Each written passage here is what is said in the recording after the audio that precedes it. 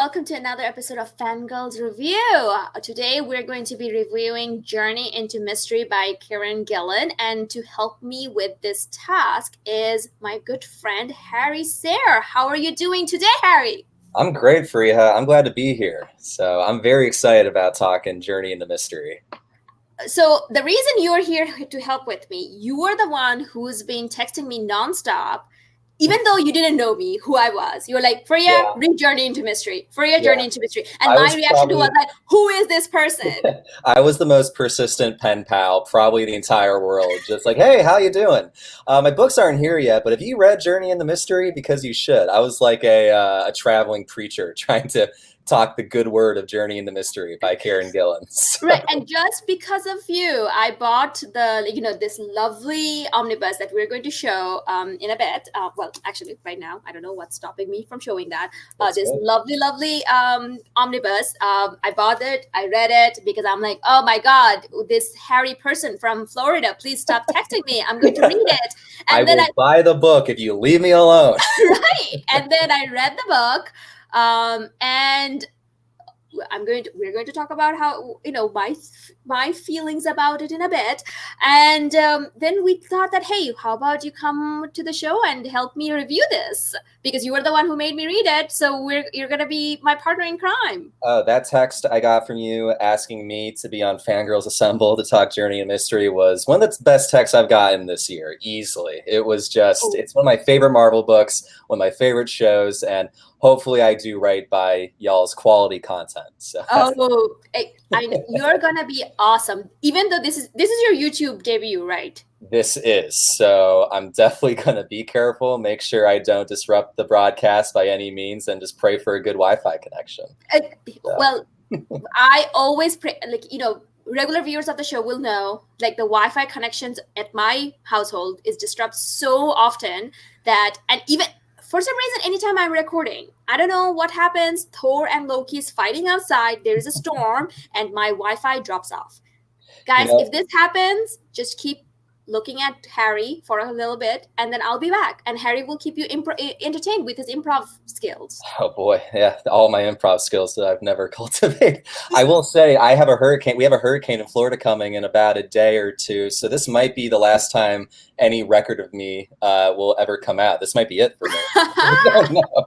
Dorian's coming, so we'll see. Let's just hope this is, like, in like 10 years time, when you are a YouTube star or an Yes, influential comic book reviewer, where people just, they all know this is where it started. this This is it. is where it started. That's gonna So be yeah, absolutely, that's what we're gonna go for. So with that out of the way, let's start talking about Journey into Mystery by Kieron Gillen, which features Loki, because Journey into Mystery has a lot of different people throughout the years, featuring Loki. So why don't you get us started with telling us what the story is about? Yeah, so Journey in the Mystery with Loki, written by Kieron Gillen and drawn by a number of different artists, kind of kicks off with Loki, Thor's brother and longtime Avengers villain, being reborn as a 10-year-old boy, or just like a young kid. And basically the story is all about him. Really, Thor's not seen much in the book, where Loki's trying to kind of save the day and keep everyone safe his own way in the background, while basically just by scheming and making deals and As Loki does. as he does, he's still Loki. He's still Mhm. very much a agent of mischief, but he's using it in a way that he wants to protect everyone. And kind of a lot of the tension in the book is whether or not he'll kind of revert to his own ways, or if he'll be able to change and be a new character. And I just love this book to pieces. It's one of my favorite Marvel runs. I'll say again, where it's 30 issues of a book all about a character, Loki, who has no powers. He's a child, Mhm. and he just is doing his best to keep everyone safe. But at the same time, he can only do it his way, which is to kind of use his reputation as a villainous character to trick people, and in this case, villains, just to kind of keep everything going for one more day. And whether or not that will come back to haunt him is one of the big themes of the book. So I think it's brilliant. And you read it every year, right? I do read it every year. It's one of those I crack open. I mean, Jonathan Hickman's Fantastic Four and Avengers, Kieron Gillen's Loki, and Grant Morrison's Batman are my yearly favorites. So this is just, I think it's a really, the reason I love this book is, it's a book in the spirit of Loki. For a long run, it's something that kind of lives up to that character's mentality and spirit while also being super funny, super action packed, and it's often heartbreaking. So it's my favorite. So I am completely agreeing with you, because I know as soon as, like, because you were telling me to read it, like, randomly texting me at all day time of the day. Like, it wasn't that much. It was like a morning, afternoon, like late night text, like, "Hey, what's up with Journey in the Mystery?" right. Yeah, you're just skipping the evenings from time to time, and the week, not in the weekends. I read it, like, completely agree with you. Like, the one of the things that I absolutely loved about it, it's like a third this run from to like a superhero, all about guys, all about, like, them fighting and everything. But the protagonist over here is surely just going by his wits. That's his superpower, like, superpower in air quote. Like, he's just pretty much just going up to Memphis, just like, "Hey, do you want to make a deal?" Then he's going up to Nightmare. "Hey, do you want to make a deal?" And then going up to Hela. "Can you believe these guys made a deal?" And he's like, "I can't imagine who made the deal, but we got to figure this out. You should help me out, and we'll do this together." Yeah. And that's the whole 30 issues about. And, as you also pointed out, like, whether he can change, because, and, that's more of a spoiler territory that we're going to discuss later, because there's a reason why he is so driven about it.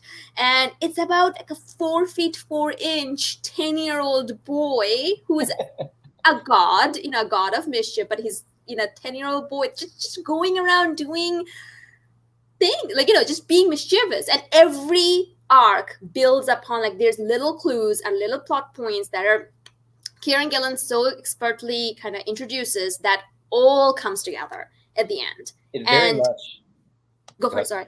It's very much where every single chapter builds on the next one, and the story has a definitive beginning and end, where you feel like you've had a full story, which isn't the easiest thing to do in kind of mainstream superhero comics. It's very much connected to the Marvel universe, but also feels like its own thing, and it's really impressive.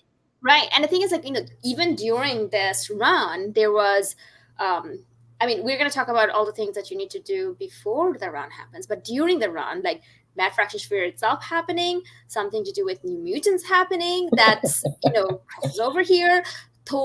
Mad Fraction's Thor crosses over here.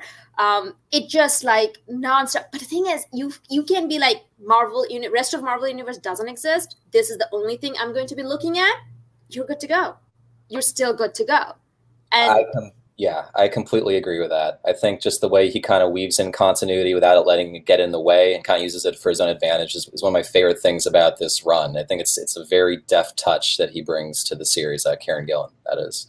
Right. And the thing is, like, every single plot point matters. Everything matters. Yes, like, it does. Right. Even though the arc, like, not just the story itself has a beginning and end, every arc has a beginning and end. You could just walk away. After every arc, you could walk away. It's a complete story. But the thing is, the next story, without referring to previous stories all that much, still builds on and then invites you to go to the next one, even though you can walk away. It's just amazingly plotted. Yeah, I don't want to get into spoilers too much in this segment, but just that every single victory that Loki has a consequence that has to be dealt with, either in the next arc or later down the road. And it's that kind of meticulous plotting that it's just so much fun to read. You feel really, really good when you kind of get to a later issue and realize how much has been put into place for this moment to pay off. And it's one of the best parts of superhero comics. Right. And I would be honest though, like, I think other than Hickman, you also, like, you brought up the Hickman, what is the word? Like, no, I mean, you brought up the our God and Savior Hickman. His yeah, we're like, big acolytes of the Hickman. Love the man. You brought him up, like, I think Hickman is the other person who does this kind of plotting well. you can argue about that his characterization can be off. That's where Gillen is shining. Like, the characterization of Loki here is so on point. I mean, it's a different Loki. I mean, it's a baby Loki, but that's different. But but the thing is, it's you still feel this is Loki that we know, but it's not. No, completely. It's a Loki that very much is living in the shadow of his previous incarnation. He brings all the history of that character into the story, which is kind of the point. Everyone hates Loki in this book. So you really kind of root for the little dude because he just wants to not be hated and wants to be a better person. But everybody is like, get away from me. You only bring ruin. And to be honest, though, he is a little bit of his own worst enemy. Yeah. Because, he's like, because from time to time he just does things and you're like, oh, come on, man. I was rooting for you. I get why you did it, but this is going to hurt you down the line. Or like now, like it's not going to go well for you. It's very much it's just a really interesting character that kind of isn't done a lot, where a character who's fully aware of what he is and what he has been and tries to weaponize that for good. I can't think of any kind of story that uses that, and it's one of the reasons I love just kind of the Asgardian section of Marvel. They're very much creatures of story and an ancient kind of history. They know what they are, and this is one of the first runs that I've read that kind of is very aware of that. This is a very meta book. It's a very self-aware book, which Kieron Gillen loves to do. Sometimes that can be a little pretentious, but I think it's a really good level here in Journey in the Mystery. So. Right, and I will be honest though, like I am not very familiar with Kieron Gillen's work. Like I haven't read Wicked and the Divine, which is he's known for. This is like kind of like my first. So I was impressed. I was impressed with this, and then I've also heard his reputation as being slightly pretentious, but I didn't see that here. To me, I feel like he was completely self-aware. Loki was self-aware. He was self-aware. Everything worked. I think it's the perfect level. I think Kieron Gillen's very good with these very writerly, very kind of fanciful sort of stories. And the thing is, this book is incredibly ambitious. What it's ultimately trying to say about the character and Marvel Comics, which we'll get into later, is very, very large scale, but the fact is that this is like a story about like a kid who just wants to change, and I think we've all been that person in our lives, and we've kind of felt that, and you really empathize with the main character, which is crazy because he's for the most part been a evil villain who wants to beat up Thor with magic or whatever. And the humor of it is also very much on point, I believe. Like it's none of it is like laugh out loud humor. It's pretty much like low key humor. It needed to happen. I gotta go. I can't do it. No, you're right though. It's very. This is gonna sound condescending, but it's not. It's very amusing. You see what he's going for, and you just feel good about it. I've laughed out loud at some moments of it. One Christmas issue with some hellhounds, I think is particularly funny. But it's just it's just still so impressive to me. Just 8 or 9 years later to see this book about a thoughtful, conniving, powerless Marvel character, who is just. The entire story is him cutting deals and schemes and trying to like come out on top. And it ran for 30 issues, which is nuts. It's just, and the fact that it ties in with so many events and has, while keeping a sense of identity and purpose. It's just, what we were saying before about Hickman, he is also like a very meticulous, intricate plotter. And I think, you kind of enjoy seeing that, but he also is very, very much standoffish and standalone in his stories. It doesn't seem like he's really enjoying playing in the Marvel sandbox a lot, which is totally fair. And I think that kind of maybe reads better when you get to collected editions. But it's really fun to kind of see a writer use the Marvel universe and be in that sandbox while also still having a work that's all his own. I think that's a very tricky thing that people don't give writers enough credit for. I think that just offside, just Al Ewing is really good at that as well. Right. And the thing is, like talk about the humor, like every issue begins with a summary by a certain, by different characters. And a lot of the time they just have a back and forth and it's a very meta, but it's also kind of makes you chuckle and then brings you up to speed. I thought that was like a very interesting. And then also like there's some other characters. There's some very cute moments between them that just brings out that humor, that brings out the characters and everything. It just I think that overall this is amazingly well plotted, well put together book, which comes into this very lovely omnibus. I mean, I am absolutely in love with this omnibus. Like, I know that we said that you've been texting me nonstop. Every hour, I think, is what it is. I have to text you right now, but I have to do my hourly text. Right, you just did. I'm like, but Harry, I already read it, and we're doing the show with you. Please stop texting. Gotta text you real quick. Right. But the thing is, like, I saw this omnibus. I'm like, I have to have it. It's just so beautiful. Like this cover of by Stephanie Hans, and I think it's for issue 630, I believe. It's like in the first arc of where Hellstrom shows up, and this is just I just can't deal with this. It's so beautiful. Like this cover is so beautiful, and the fact that they picked it for the omnibus.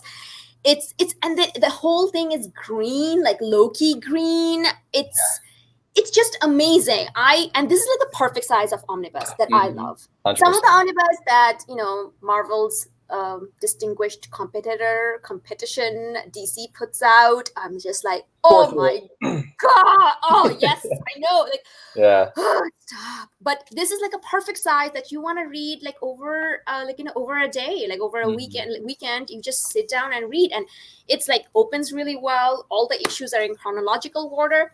Most important thing, there is a table of content. Something is very underappreciated. And it's here. And then also like underneath the dust jacket, it has this, because we at Fangirlz, we do not like dust jacket all that much. But the thing is, this one it's kind of interesting because you're like, oh, that's not all that interesting. It is, because this actual book is in the comics itself. So it's like a meta commentary on that. Very much. All these little touches that they have in the omnibus, they didn't have to do it. They often don't put those little touches in other Marvel omnibuses, but just the fact that they did it here just speaks to a little bit of a love and extra care that just you feel really good owning this specific omnibus. I'm going to confess that I have this run in singles, trades, and the omnibus, but boy, it's a nice omnibus. So you don't have the complete collections, or they don't have the complete collections yet? No, oh God, I had those too. It's been 8 years, so there's a lot of opportunities to buy. I really like this book. Yeah, so it actually says that a comedy in 30 parts and a tragedy in 31. Boy, it is a tragedy in 31. They are not lying. They are very right about that. We're gonna talk about it. So one of the interesting thing about the omnibus is also the end. There is so much content. I mean, I wish I could show you guys on all this, but there's all this, all these covers that's just there. There's a very kind of like a summary of Thor and journey up to this point. There's a whole interesting summary point that's there. You can pretty much just read that and be ready for this. It is useful if you consider all the reading you might need to do otherwise. Right. So, and then there's also the interesting board game description, which once you read it, you understand what it means and why it's there. Yeah. And then also, so an interview with Kieron Gillen. Then also Thor, talking about Thor by Kieron Gillen, Fear and Loathing and Loki. Then there is an interesting, comic, all this all these interviews. Then also the Fear Lords who comes into play, their descriptions. I forgot. There's so much about the Fear Lords. That's the extra mile I'm talking about. They really did their work in this. And then all this super cool sketches that's at the back. And then you were just it's completely worth it. And especially the fact that the sketches are by every single writer, artists. Their sketches, a part of their sketches is at the back. And this is something that I have been looking for, and I know that it's here. Either it's not here and I read it somewhere. There's also a very interesting like not interview, like a forward or afterward by Tom Hiddleston Yeah. on this run, because this was coming around the same time when Tom Hiddleston became Loki, and Yeah. he did a forward for it, I think, sorry, an afterword for it for the last issue, which is super interesting. You should go out and read it, even if it's not here, but I'm pretty sure I read it here, but I can't find Where it. else could it be? I mean, it's not going to be anywhere else if it's not there. So maybe you imagine it. I don't know. So that's the thing. Like, I've been like, we've been chatting about this before. Like, I'm pretty sure I read it, but I can't find it. It's not there, but I highly, highly recommend getting the omnibus. And it has been out for a year now. I don't know how quickly it's gonna go out of print. You should go and run and get it, because now I think if you go to cons and stuff, it goes for $20, like $40 and less. Yeah, no, it's definitely, I've seen it for 40 at the least at certain cons, and it's one of the more satisfying omnibuses I own. You feel like you have one full, complete story when you're reading it, and that's kind of the feeling you want to get when you buy one of these omnibuses. So right. I can't recommend it enough. Right, and it's like only $100, like retail. There's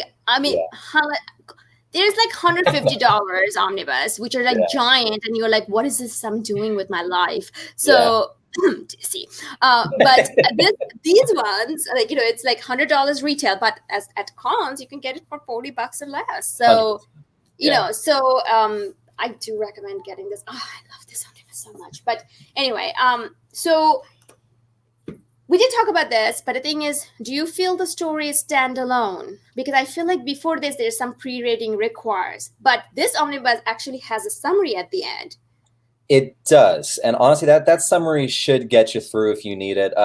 Kind of the flip side of the coin of the fun of being in a shared universe, is that it's very much dependent on a few stories that came place before it. So in the beginning, that is. So, Kieron Gillen had a 6 or 7 issue Thor run that came right after J. Michael Straczynski walking off his Thor book, which is great, and it reintroduces Thor to Oklahoma and Broxton and the world. But then Kieron Gillen picks it up and kind of writes a Siege tie-in, and then he goes into the kind of a 6-issue arc that introduces some villains that play a big part into Loki's book. Now, the thing is that that's very complex already, so you really get a lot more of Journey of Mystery's first arc if you know that. But if you do have that 3-page summary, I think that might be good. I haven't read it in a while, but the summary, that is. But it's an oddly tied together book with the rest of the Marvel universe at the beginning and throughout the run. So right at the beginning it is, and the thing is, like, I feel like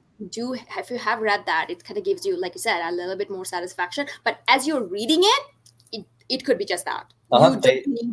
You don't need anything more. They tell you what happened in the Thor book. It's correct. It's a particularly naughty bit of factional fighting that you have to kind of figure out real quick. But once you get that, it's pretty simple for the rest of the book. Right, and the thing is that I do recommend JMS's Thor, because it's really good, even though he kind of walked off unfinished. Yeah, I don't. That's weird. I don't know what happened there. And then Siege is also I don't want to call it a required reading. I want to call it a required wikiing. Wikipedia is your friend in the context of right, because this oversized hardcover looks really nice. It looks like it's almost the size of our omnibus. It's really poorly put together. It's not like, it's all over the place. It's not sequential, and it's just annoying as hell to read. And then once you're done reading it, you're like, oh really? That's all I cared. Yeah. And then less is said about Matt Fraction's Fear itself, the better, I feel. Not great. Not great at all. I read it, so you don't have to. I mean, I'm serious, because Loki's first arc, which is happening at the same time as Fear itself, gives you more information about Fear itself than Fear itself does it. Yeah. I said itself so many times. But it really is like, hey, you want to see what's going on in Fear itself, but better and more interesting, read the Loki book, which is running simultaneously. And so much better. So, and then things and Matt Fraction's Thor itself, it gets a little bit lukewarm welcome. Thor itself, yeah. No. Thor itself. Thor itself. Thor itself is not a good book either. He's just not. He's not cut out for that character. I love Matt Fraction, but his voice is very specific, and it was a misfire. But good stuff came out of it, like this one book. So, that's true.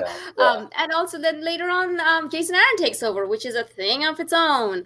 But anyway, so yeah, so you got. I mean, I don't know. Just read the summary page. I think I feel like we're living in a culture that has had Tom Hiddleston playing Loki for years on years. We all know like what Loki's deal is. If you know that going into Journey into Mystery, you will understand the story. Have you watched a Thor movie or an Avengers movie? You get it. Good, you know? Yeah, then you get it. I mean, no truer words has been spoken, Harry. You bring the truth right here at Fangirlz Assemble. So before we jump into spoiler, let's talk about the art, because that's where I think your love for it kind of wanes a little bit. So, and I kind of agree with that. So let's talk about that. So yeah, the art is the friggin' definition of a mixed bag in this series. It was never a huge book, so it never really got huge artists. It started off with Doug Braithwaite. I don't know if that's how you pronounce it, but I think he's very good. I think he's got a very kind of painted classical style that just fits with Asgardian stories. So I was all in for that. And then about 6 issues after that, they introduced Whilce Portacio, who is in this book really bad. He's got this very exaggerated, kind of unpleasant style where I'm trying to look for it, so keep talking. You should find a Loki next to the Disir, because basically he's not good at drawing children, which is lots of artists aren't, but it's a problem when your main character's 10 or 13 or whatever. And there's this part in the book where Kid Loki is with a group of these zombie Valkyrie nightmare women. They're monsters, and Loki's drawn to look just as like scary and gross as these undead ghouls, which I don't think is what you want. But more than that, hang on, I found it. Oh, you found it. Good. Let's see. Show the. So, can you see it? Yeah, that's not how a kid's supposed to look at all. Like, oh god, Loki looks like melted wax, which is not what you want your hero to look like. And but more than the style, sometimes the storytelling is really muddled, where there's like an emotional kind of character beat between Loki and his partner in crime, Leia, in the book, and I don't know what the emotion was supposed to be in that panel, in that scene, because they don't look like they don't look like people. It's a very confusing, not great scene. But that quickly moves on to Rich Elson, who I think is very workmanlike. So I do like the art, I think, more than you, where I think after that, I think the art is for the most part serviceable. Right. I think it's very workmanlike, and it gets face acting across as what you want in a book with as much heart as this. There's a really great Christmas issue with Mitch Breitweiser, who draws just this lovely winter landscape, and Volstagg is Santa Claus and these cute dogs and stuff. And it's just kind of like, it's a perfect pairing of like tone and artist.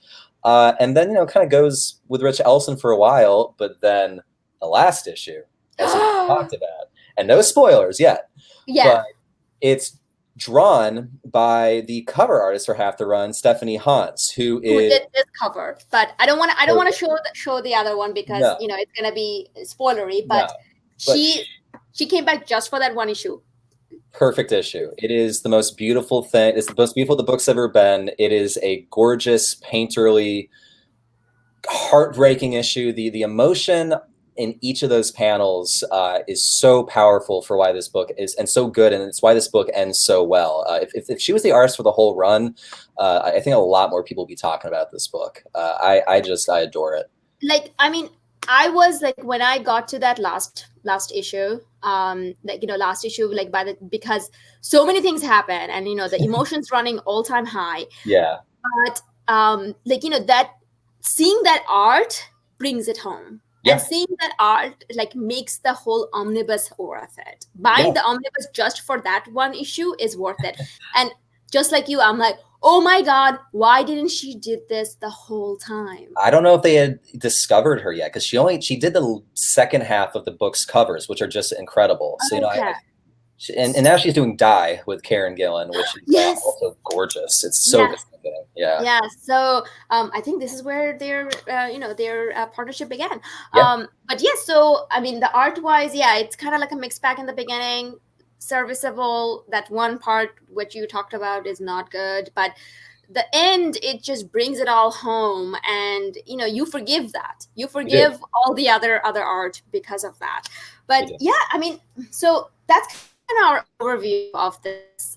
Kind of review, like spoiler-free review. And we obviously, I don't know whether you, the viewer, have figured it out. We loved this book. Big fans. We love this. We're big fans. We love this. We are absolutely recommending you to go run out there and buy this omnibus and read it. And so that's why we're going to jump off into the spoiler section, because there are a couple of things over here that must be discussed, and that's what we're going to be doing. So so go read that book. We're giving all our thumbs up. I mean, we don't have enough thumbs to give it up.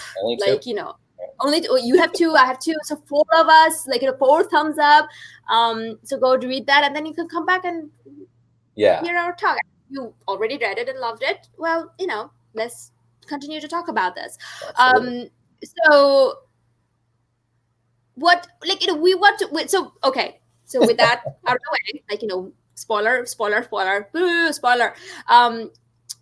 So this, we kind of find out in the very first issue that this Loki, Kid Loki, is actually all schemes of older Loki, who we thought sacrificed himself for the better of the world in Siege, only to find out, oh no, he didn't. No, he wrote himself out of hell. He created a shadow copy of himself. It's basically a big Hail Mary pass to recreate himself, because in the words of old Loki, he'd gotten predictable, and no god of mischief should ever be predictable, because then you aren't causing any trouble. So his great idea was, that's brought to you in the first issue, is, can Loki change? Can Loki's biggest trick be he's now a good guy? Right. And is that possible? And that's the big theme that's the big question of the series, is, can Loki change? And that's what really every arc is asking and getting into, is that, will he be able to, break, the cycle, break fates, or will he go back to being that kind of more cartoonish, villainous Loki that we've had for years in the comics?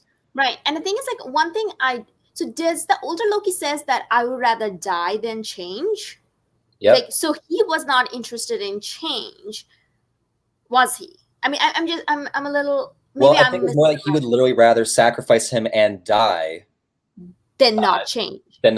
Yeah, he was very much exhausted with with just kind of the cycle, which is almost also a commentary on the cyclical nature of Marvel Comics, where characters are kind of set in stone, where they always have to return to the status quo. Correct. And that was, the hardest thing the thing that comics, always promise to do but never really do, is kind of develop and grow these characters for the most part. But that, that's the trick. It's always, it's an eternal second act. Right. And, just for a writer and for a character to be like, I want to flip the script and be something different, is A, pretty interesting for a book, and B, makes complete sense for Loki. Right. And I think it's this is also that whole idea of a commentary on Marvel comics, or big 2 comics in general, was also done in Thor Disassembled, Avengers Disassembled Thor, which is before JMS's run, and after that they just decided, so long suckers, and then just left Marvel Universe for 3 years. Just done making Thor comics. Yeah, we're not gonna make Thor comics, and then which was so weird. And then they just, I'm so sorry that I'm forgetting the writer's name, because I always say that it's JMS, but it's not. And then they just and then JMS brought them back 3 years later, and so that whole idea of change, cyclical, it was that very apparent there, and then it comes back here. And as you said, Asgard is all about stories. So that's kind of also a major thing that goes on. And so along the way he makes deals with Mephisto, with Nightmare, with Hela. Then Hela has Hela, there's also a supporting character called Leia that shows up, who you think is Hela's handmaiden, only to realize, oh no, it was actually a part of Hela that was cut off from her and became Leia. Hela, Leia. The same character. Yeah, and then there's like this very sweet bond between the two of them, which was like kind of love, hate, and then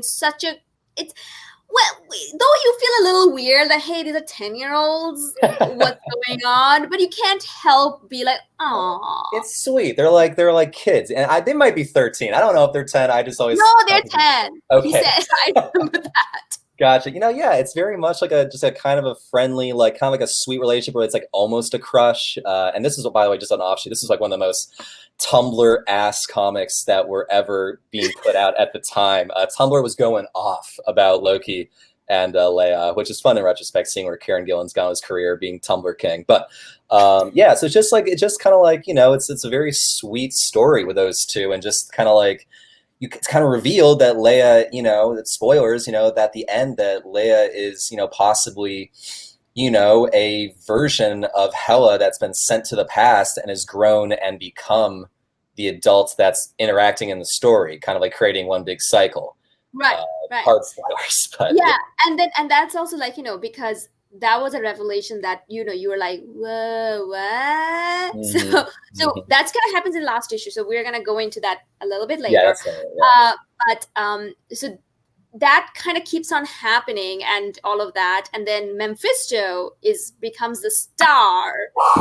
Mephisto is the second best character in this book because he's such a dick. Like he's he's just this guy who's got a ton of power, and he's just this schemer, and he's just like, yeah, Loki's got a plan. I'll go along with it because I kind of want to see what happens and see if it messes anybody up. He's just like this jerk who just loves the game. He loves playing the game, and that enthusiasm is really fun to see in a character. One of the book's best issues, or one of my favorite issues, is when it's just this. The issue starts off with a bar telling a story about how the devil like enter a bar and get a drink, and the story's not real, but sometimes the devil likes to play along. Mephisto just goes in and just starts like bitching about his day, which is really fun.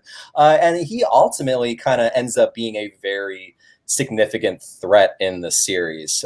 He's just like that spirit of scheming and conniving and just loving the game is really shown in Mephisto. So I've loved that character ever since. And the thing is, like, the power, like, you can see the strength of your protagonist by also equal strength of your antagonist. Mm-hmm. And Mephisto in this book was a perfect antagonist to Loki's protagonist, even though saying Loki as a protagonist sounds oxymoronic and kind of weird. Well, that's the fun of the book, Yeah, exactly. And the thing is, so it's like he's out Lokiing Loki, like and there's no Loki about Mephisto, if you know what I mean. I said it again. He's also kind of like a scumbag. He just wants to sleep with Hela. Like there's just like this very like just kind of like unregal, like unlike kind of royal thing about him. He's just like a hater. He's just like this dude. I don't know. And the thing is, like, so we're doing the Hellblazer series in the Fangirlz Assemble. You can see the videos of that. He kind of reminded me of Garth Ennis's Devil. Like I've read this that. Mephisto of this kind of reminded me that the Devil from the Garth Ennis's Hellblazer run, which later gets more more fleshed out in Paul Jenkins' Hellblazer run. And I think like there was a lot of, I was reminded of that this Mephisto when I was reading that, because I kind of read that later. And there's also some interesting stories with the Mephisto with the Doctor Strange by Donny Cates. It's good. And then Mephisto also makes an appearance on Priest's Black Panther. I haven't read. Wait, really? I haven't read. And it was very much. It just shows up as like, he knows me shit. And then also, we shouldn't forget, Mephisto has some incredible sideburns in this book. Like he's He just got, actually they're like talks down about right here. yeah, he actually talks about it. It's like, yeah, I'm known Yeah. for my sideburns. Yeah, he's like I've got the best sideburns in all of creation. It's like yes, All, like, you because he kind of has this whole thing. He goes to every other different religions, do. like his like equivalent in different religions. Yeah. And then he's like, yeah, I have the best sideburn of them all. So he talks about that as well, which is incredible.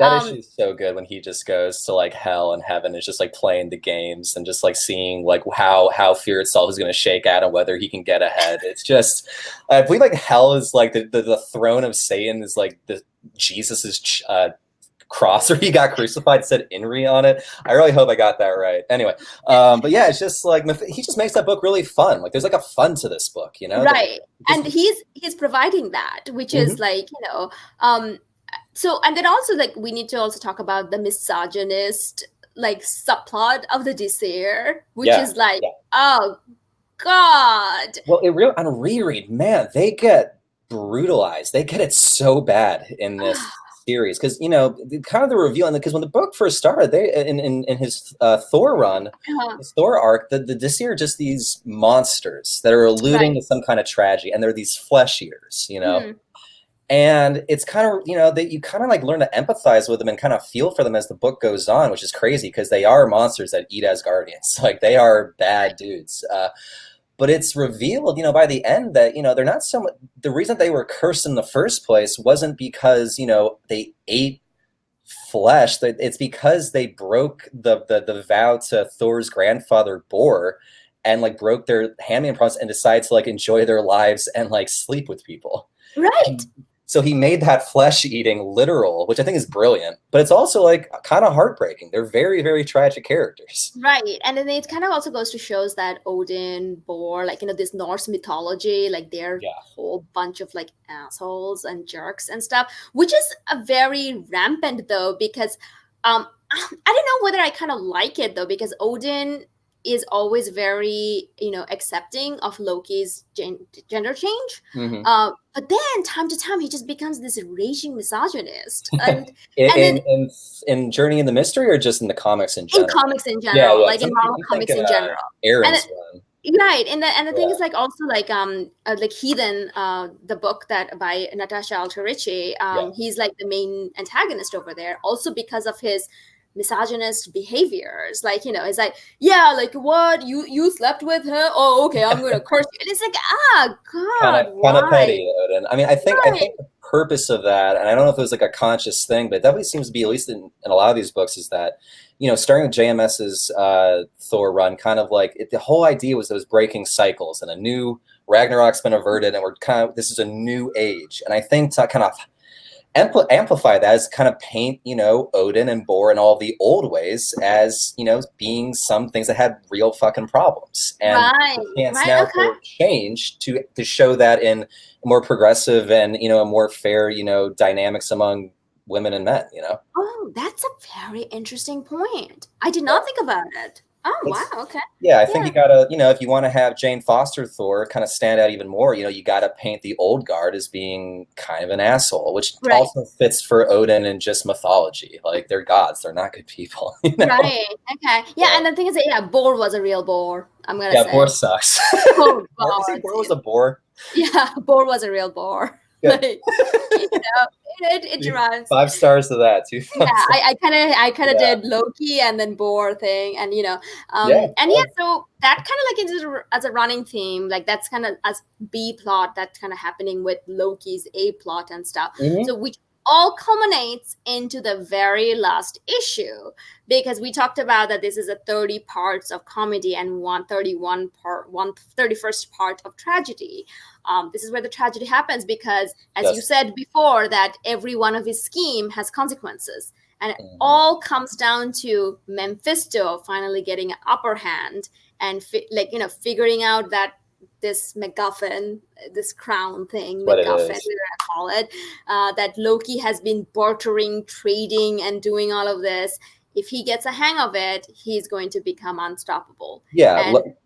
yeah, Loki created this fear crown that was kind of like creates a stale. It's like a doomsday device that creates a stalemate amongst these seven fear lords, and it's like Right. this closed loop where no one can have it. Right. But then Mephisto, being the worst, Right. finds a way to get the crown and is going to just like raise all of Earth. He's going to just nuke it all, turn to ash. Just the end times are here. As Uh, villains does. as villains does. This is the perfect example of Loki's plots and Loki's saving the day for a day coming back to haunt him. Where finally, Right. it's as dire as it can get, and this issue is devastating. Right. And I think it's like the only, and then, the older Loki comes back. He goes back to the older Loki, and the older Loki says that the only way for you to stop this is for you to disappear, like you to annihilate yourself, because the fear crown also has his own fear part of it. Yeah, it's made of And his thoughts. yeah, had his thoughts, and then you're going to, that's how we're you can stop it. But you get to have 3 goodbyes, but you can never tell them God. that you're going through this, and then it's going to end, and you die, and that's and it. then you die. Like, not just you die, you're forgotten. You're taken ripped out. Like Kid Loki never existed. You're and also the shadow Loki, the kind of the former Loki will take your place. Right. And now it's revealed that you are not you are a problem, and you'll be stealing his body. Yes. So it's not so, and then he goes on to this farewell tour, which every one of them is like one more heartbreaking than the other, because he talks with Hela, and that's when it's kind of noticed that he's like, oh, send Leia away. And and then Leia has no idea that what's going on, and then she's sent away, and then Hela brings the devastating news that, oh, she may have been sent into past, and she's the one who's been dealing with Loki all this time. Which speaks to a lot of this story being cycles, and sadly sometimes the inability to escape those cycles. It's just another example of that. So it's and then the next farewell, I believe, was Thor. Was that the one? Yeah, I think so. Which is just heartbreaking, where he just goes to Thor and says, "If I go bad, you need to kill me." And Thor says, "No. No way. You're my brother. I'll never do that." And Loki's just like, I love you, but damn it. You're the dumbest. He said something along the line that you're the most stupidest person I've ever known. You're the most lovely, dumbest idiot in the whole world. No, you really are the biggest, sweetest idiot in the whole 9 realms. And that panel is so good, like the hug between them. It's unbelievable. It yanks out your heartstrings, Like, can you see it? A little further up. Yeah, you can kind of see your hands over it. It's fun. Read the book. Everyone should read the book. Yeah, right. That's true. Read the damn book. Read it again. Yeah. That's the thing. That was the third one. Who did he make in this middle? I think. He goes to Desir. He goes to Desir first, and then ask her that, kill me, and she's like, no, or maybe we should mention that Desir had been freed by Loki. That is like the one like unabashedly great thing he did, where he saved all these women from their curse, and now they're kind of like these idyllic Valkyries in Hela's employ. It's a really satisfying ending, considering how jerked over they were treated this entire series. That was true. That was a very interesting. And then then he kind of goes back, and then is like, your story will end, but others will continue. And then the other story are kind of shown in panels, which is also heartbreaking. And then it's like, but you're gonna have a good ending. That's what Loki tells. And then it's pretty much just him and Leia. I cried so hard at that. Just in the field, just being like, just having a good life that they both deserve. Yeah, but then he's like, no, that's not. You're lying. That's a lie. To me. You're lying to me. You're lying to me. And then he just decides to kill himself. And then. But here's the important part: is that and this is kind of sums up the book, where there's a very important line that older Loki says to younger, because younger Loki says, "I played the game and I won. Like I changed." And then older Loki says, "Yeah, but the house always wins." Which is like the least subtle reference to Marvel I think I've ever heard in my life. The House of Ideas. It's very much saying, no matter what I wrote, no matter whatever Kieron Gillen did, Marvel's going to make this character return to its kind of movie kind of status with Tom Hiddleston, a more villainous figure, which is heartbreaking, but also like a very strong, powerful way to close out the series. Right. And then he swallows the lie. He bites into his manifested clone, a bird friend, Ickle. We never got into Ickle, but he eats a crow. He eats a bird. You just read the book, you're gonna figure out who he that does. is. He tells Loki, I changed. They'll never let you change. I win. And then he dies. And then the older Loki comes back in the body of the younger Loki and then says, damn you, like, damn me, damn you all. Yes. Which damn you all is like, once again, coming back to your, like, very much an insult to the readers and everyone else. So I remember writing to you, I'm like, so this is because I was so involved, because I was so in love with Kid Loki. I'm like, no, I mean, Kid Loki didn't die. No, you were like, he did it. He won. He said he won. He did it. And I'm like, well, kind of. And no, he lost pretty hard on this one. And you like reread it, you're like, oh, it's very sad. It's very sad. Because the thing is, like, because he's been winning. You see him been winning for this 30 issues. You want him to win. You so desperately want him to win. And that's what it was, because I'm like, no, Harry, no. It's vaguely bittersweet because he did win. He did change. It's just that there were forces in play that wouldn't let him stay that way, which it's just a very fast, it's a satisfying and incredibly heartbreaking ending to this series. It's so sad. Like, it really got me. Again. I know. This is Fangirlz reviews. We're sad. Where's that? This sucks. No, it's just such a thoughtful, beautiful issue. It's one of my favorite Marvel issues of all time. It's one of my favorite endings of all time. And I can't think of many Marvel books that stuck the landing as good as this series did. Even though it sucks, even though it rips your heart out, like it's such a powerful feeling that you get when you finish it. And that's like, how many stories can do that, There isn't a lot. So I think, and the thing is, the story then continues on Al Ewing's Agent of Asgard. Well, there is Kieron Gillen's Young Avengers first. Which you don't like. I love it. I think it's a great book.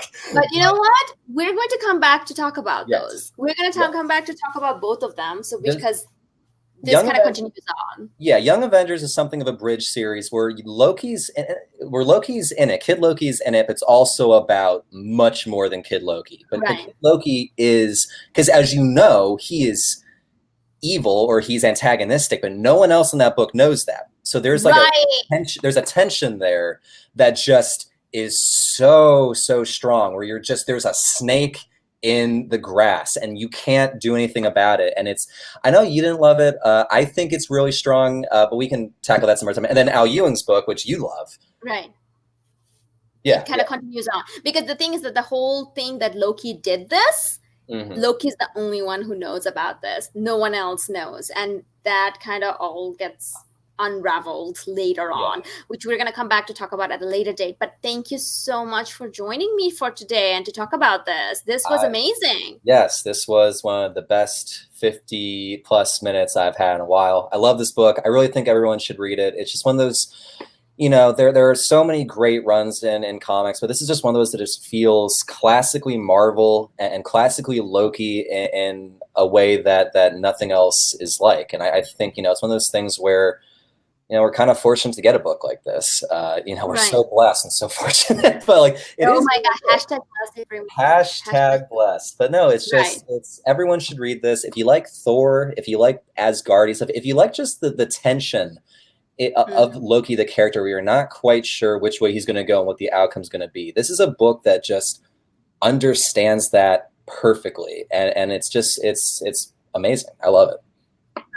And no words have been spoken. So, and with that, we're going to leave you. Obviously, we're going to come back to do Kieron Gillen's Young Avengers and also Al Ewing's Agent of Asgard at a later date. We are going to just keep an eye out on our social media to know when that's going to drop.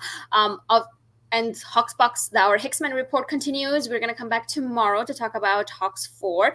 Harry may be joining us one of these days. We don't know yet, but we're working on I would love to talk about charts and other charts. Charles Hickman, and that's what happens at some point. So if there's another book that you think that Harry and I should talk about, please leave us a comment below. Obviously subscribe, rate, all that jazz, and follow us on our social media. And then thank you so much for joining, and go buy Journey into Mystery by Kieron Gillen, because it's important. Yes, you gotta do that. All right, have a good night, and we'll see you soon. Bye. Just gotta keep doing it.